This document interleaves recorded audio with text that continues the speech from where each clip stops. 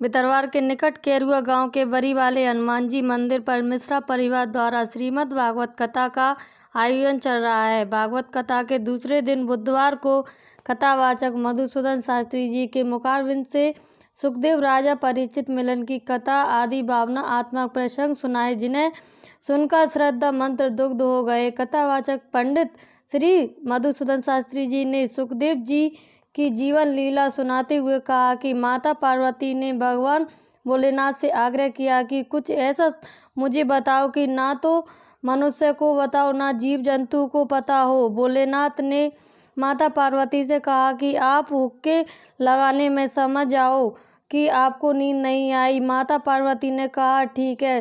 शंकर भगवान जी ने अमृत रस की कथा सुनाई और सुनाते सुनाते माता पार्वती को नींद आने लगी तो वहीं गुफा में एक तोते के बच्चे ने सारी कथा सुनी और सारा ज्ञान प्राप्त कर लिया। वहीं भोलेनाथ को समझ आ गया था कि माता पार्वती सो गई हैं।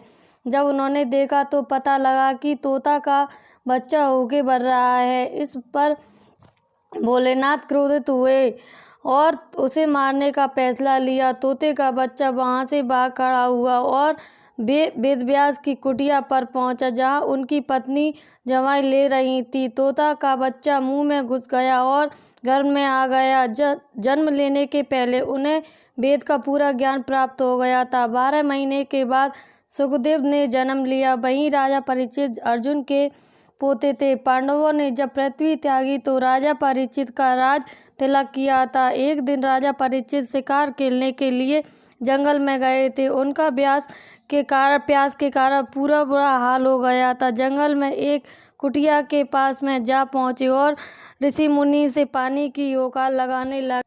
कई बार गुहार लगाई, परंतु ऋषि मुनि अपने ध्यान में लीन थे, जिससे परीक्षित को गुस्सा आ गया और उन्होंने पास में डला हुआ मरा सांप उनके गले में डाल दिया और अपने राजमहल वापस लौट गए।